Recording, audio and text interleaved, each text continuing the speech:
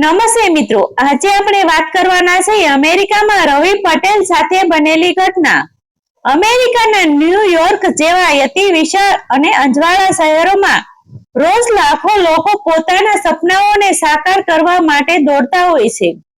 ઊંચી ઇમારતો, રાતભર ઝગમગતી લાઇટો, અવિરત દોડતી સબવે ટ્રેનો અને સમય સાથે સતત સંઘર્ષ કરતી જિંદગીઓ વચ્ચે રવિ પટેલ નામનો એક ગુજરાતી યુવાન પણ પોતાની મહેનત અને પ્રતિભાના બળે સફળતા તરફ આગળ વધી રહ્યો હતો. ગુજરાતના એક નાના ગામથી ઉછરેલો રવિ બાળપણથી તેજસ્વી હતો. તેના પિતા ખેડૂત અને માતા ગૃહિણી. ઘરમાં વૈભવ ન હતું, પરંતુ સંસ્કાર, સચ્ચાઈ અને દેશ પ્રેમનો ખજાનો ભરપૂર હતો. માતા દર સવારે પ્રાર્થના કરતી અને દીકરાને કહેતી, બેટા, દુનિયાના કોઈ પણ ખૂણે જા, પણ પોતાની માટી, પોતાની માતા અને પોતાના દેશને ક્યારેય ભૂલતો નહીં. પિતાની હથેળીઓ પર પડેલા મહેનતના ગાઢ નિશાનો જોઈને રવિને નક્કી કર્યું હતું કે જીવનમાં મોટી સફળતા મેળવવી છે અને પરિવારનું જીવન બદલવું છે. અભ્યાસમાં શ્રેષ્ઠ પરિણામો મેળવી તેને એન્જિનિયરિંગ પૂર્ણ કર્યું અને પછી અમેરિકાની એક પ્રતિષ્ઠિત ટેકનોલોજી કંપનીમાં ઊંચા પગારની નોકરી મેળવી. કંપનીના ગ્લાસથી બનેલા આધુનિક ઓફિસ ટાવરમાંથી શહેરનું દ્રશ્ય એવું લાગતું હતું કે જાણે સપનાઓને પણ પાંખો મળી ગઈ હોય.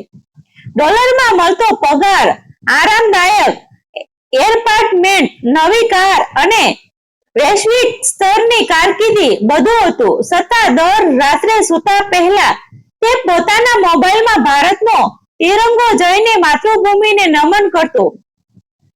ઓફિસની ડેસ્ક પર તેણે એક નાનો ભારતીય ધ્વજ રાખેલો. ઘણા સહકર્મીઓ માટે તે માત્ર એક શણગારની વસ્તુ હતી, પરંતુ રવિ માટે પોતાની ઓળખ, પોતાની મૂલ્ય અને પોતાના અસ્તિત્વનો ગૌરવ હતો.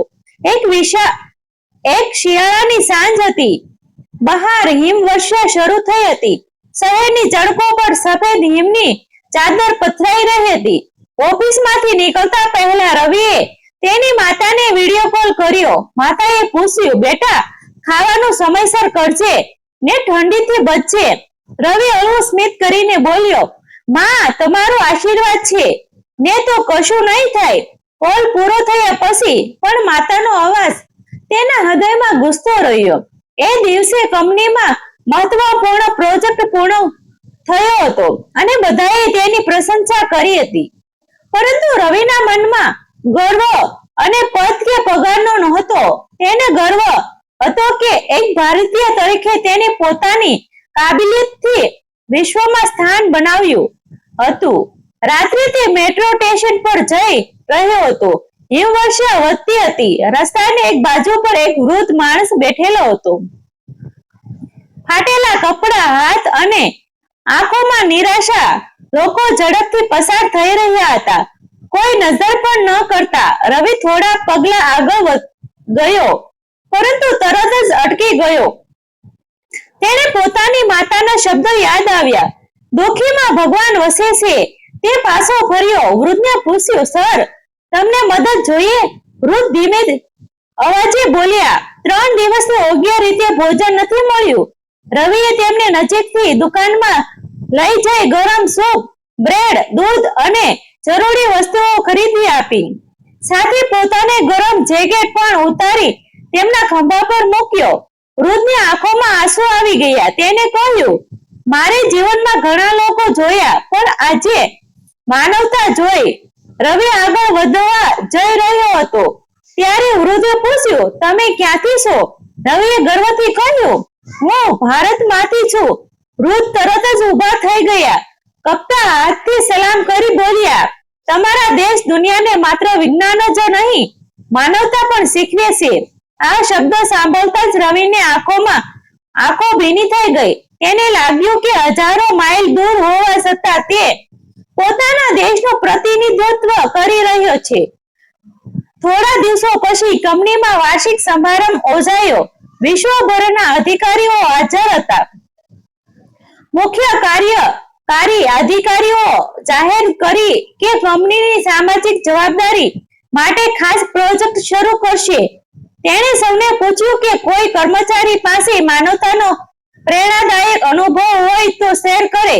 સહકર્મીઓએ રવિની ઘટનાનો ઉલ્લેખ કર્યો કારણ કે તે વિસ્તારમાં એક વ્યક્તિએ સોશિયલ મીડિયા પર આ પ્રસંગ લખ્યો હતો અને લાખો લોકોએ તેને વાંચ્યો હતો.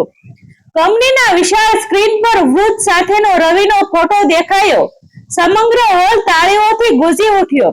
મુખ્ય અધિકારીએ કહ્યું, ટેકનોલોજી કંપની મોટી બને છે પરંતુ કરુણાથી માણસ મહાન બને છે.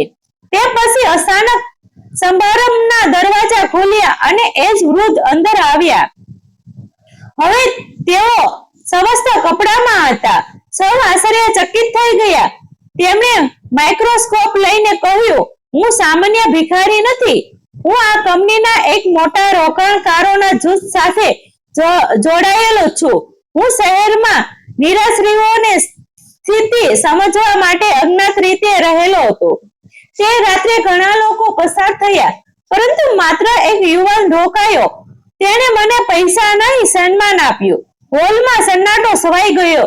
વૃદ્ધે આગળ કહ્યું, તે યુવાન છે રવિ પટેલ, ભારતનો દીકરો. રવિને મોટી પદોન્નતિ અને વિશ્વ બોનસ મળ્યો પરંતુ તેને પ્રથમ જ દિવસે જાહેર કરી કે આ બોનસનો મોટો હિસ્સો ભારતના ગ્રામ વિસ્તારમાં શિક્ષણ માટે દાન કરશે. તેને ગુજરાતના પોતાના ગામના ડિજિટલ લાઇબ્રેરી, સ્માર્ટ ક્લાસરૂમ અને ગરીબ વિદ્યાર્થીઓ માટે સ્કોલરશિપ યોજના શરૂ કરી. ગામના બાળકો પહેલીવાર આધુનિક કમ્પ્યુટરો સામે બેઠા ત્યારે રવિના પિતાની આંખોમાં ગર્વના આંસુ આવી ગયા. માતા મંદિરમાં દીવો પ્રગટાવી પ્રાર્થના કરી, હે ભગવાન, મારા દીકરાને વધુ શક્તિ આપજે કે તે અનેક લોકોના જીવનમાં પ્રકાશ ફેલાવે. સમય પસાર થયો. એક દિવસ અમેરિકામાં ભયાનક હિમ વાવાઝોડું આવ્યું. શહેરના અનેક વિસ્તારોમાં વીજ પુરવઠો ખોરવાઈ ગયો. કંપનીની સિમેન્ટ સિસ્ટમ પણ જોખમમાં આવી. કરોડો ડોલરનું નુકસાન થવાની શક્યતા હતી.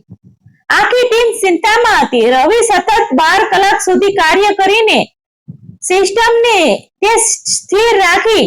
જ્યારે પ્રોજેક્ટ સફળ રહ્યો ત્યારે મુખ્ય અધિકારીએ કહ્યું, આજે અમારી કંપનીને બચાવનાર માત્ર એક ઉત્તમ એન્જિનિયર નહીં પણ અડગ મનોબળ ધરાવતો ભારતીય છે. તે જ વર્ષ સ્વતંત્ર દિવસ પર રવિએ પોતાના એપાર્ટમેન્ટમાં વિશેષ કાર્યક્રમ યોજ્યો. વિવિધ દેશોના મિત્રો આમંત્રણ કર્યા.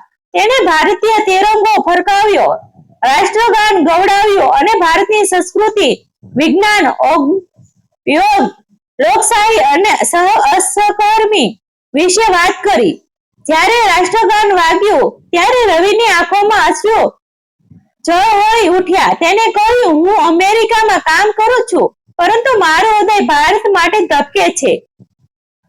હાજર વિદેશી મિત્રો પ્રભાવિત થઈ ગયા. ઘણા લોકોએ પ્રથમ વખત સમજાવ્યું કે દેશ પ્રેમ માત્ર શબ્દ નથી, તે જીવંત ભાવના છે. એક સાંજે રવિને ગામથી ફોન આવ્યો. તેના બાળપણના શિક્ષક ગંભીર રીતે બીમાર હતા અને સારવાર માટે નાણાંની જરૂર હતી. કોઈ વિચાર કર્યા વગર રવિએ તરત જ ખર્ચ મોકલી દીધો. શિક્ષક સાજા થયા પછી વિડીયો કોલમાં બોલ્યા, તમે આજે માત્ર શિષ્ય નહીં રહ્યા, તમે ગુરુ દક્ષિણામાં સાચું મૂલ્ય સમજાવ્યું છે. આ શબ્દ રવિ માટે કોઈ પણ પુરસ્કાર કરતા મોટા હતા. અમેરિકાના વ્યસ્ત જીવનશૈલી વચ્ચે પણ રવિ દર મહિને ભારતની વિવિધ સેવાકીય સંસ્થાઓને મદદ કરતો. ક્યાંક અનાથાશ્રમ, ક્યાંક વૃદ્ધાશ્રમ, ક્યાંક શહીદો પરિવારો માટે સહાય. ખાસ કરીને ઇન્ડિયન જવાનો પ્રત્યે તેને અદમ્ય સન્માન હતું. તેને એક ટ્રસ્ટ મારફતે શહીદ સૈનિકોના બાળકોના શિક્ષક માટે નિયમિત યોગદાન શરૂ કર્યું. તે કહેતો, અમે આજે સુરક્ષિત છીએ કારણ કે કોઈ સીમા પર જાગે છે. એક દિવસ કંપનીમાં નવા ભારતીય ઇન્ટર્ન આવ્યા. તેઓ ઘરથી દૂર રહીને એકલતા અનુભવતા હતા. રવિએ તેમને પોતાના ઘરે બોલાવ્યા. ગુજરાતી ભોજન બનાવ્યું, ખીચડી કઢી પીરસી અને કહ્યું, વિદેશમાં સફળ થવું મહત્વનું છે, પરંતુ માણસાઈ અને પોતાની ઓળખ જાળવી સૌથી મહત્વપૂર્ણ છે. યુવાનો માટે રવિ માર્ગદર્શન બની ગયું. અનેક લોકો તેને માત્ર મેનેજર નહીં પરંતુ પ્રેરણા સ્ત્રોત માનવા લાગ્યા. વર્ષો બાદ કંપનીએ રવિને વૈશ્વિક નેતૃત્વ માટે સર્વ સન્માન આપ્યું. સમારંભમાં જ્યારે તેને ભાષણ માટે આમંત્રણ કરવામાં આવ્યો ત્યારે તેને મંચ પર જઈ પોતાની ખિસ્સામાંથી નાનકડો તિરંગો બહાર કાઢ્યો. તેને કહ્યું, આ પુરસ્કાર મારી મહેનતનું પરિણામ છે, પરંતુ તેની પાછળ મારા માતા પિતાના ત્યાગ, શિક્ષકોના આશીર્વાદ અને ભારતના સંસ્કાર છે. જો મેં કોઈ સારું કર્યું હોય તો તે મારા દેશ છે અને શીખવેલું કરુણ ઉદાહરણ અને માનવતાનું પ્રતિબિંબ છે. સમગ્ર હોલ ઉભો થઈ તાળીઓ પાડી રહ્યો હતો. સમારંભ પછી એજ વૃદ્ધ રોકાણકાર ફરી મળ્યા. તેમણે કહ્યું, રવિ, સંપત્તિ ઘણા લોકો કમાય છે, પરંતુ હૃદયથી ધનિક થોડા જ હોય છે. રવિએ નમ્રતાથી જવાબ આપ્યો, મારા દેશમાં શીખવવામાં આવે છે કે સાચી સમૃદ્ધિ વહેંચવાથી વધે છે. વૃદ્ધે સ્મિત સાથે કહ્યું, તમારા જેવા લોકો વિશ્વને વધુ સુંદર બનાવે છે. આ પછી રવિએ નિર્ણય લીધો કે દર વર્ષ થોડા સમય ભારતના ગામડામાં વિતાવશે. તે પોતાના ગામે જઈ બાળકોને ટેકનોલોજી, અંગ્રેજી અને જીવન મૂલ્યો શીખવતો. ખેડૂત પરિવારોના વિદ્યાર્થીઓને કારકિર્દી વિશે માર્ગદર્શન આપતો. ગામના વડીલો કહેતા, અમારો રવિ અમેરિકામાં મોટો અધિકારી બન્યો, પણ હૃદયથી આજે પણ એ જ સાદો ગુજરાતી દીકરો છે. એક વર્ષ જ્યારે તે ગામમાં હતો ત્યારે શાળામાં કાર્યક્રમમાં એક નાનકડા વિદ્યાર્થીએ પૂછ્યું, રવિભાઈ, સફળતા શું છે? રવિ થોડું સ્મિત કરીને બોલ્યો, સફળતા માત્ર મોટા પગારનું નામ નથી. જ્યારે તમારે કારણ કે કોઈના ચહેરા પર આશાનો પ્રકાશ ફેલાય, જ્યારે માતા પિતાની આંખોમાં ગર્વતા આંસુ આવે અને જ્યારે તમારા દેશનું નામ ગૌરવથી લેવાય, એ સાચી સફળતા છે. આ શબ્દ સાંભળીને સમગ્ર હોલ તાળીઓથી ગુંજી ઉઠ્યો.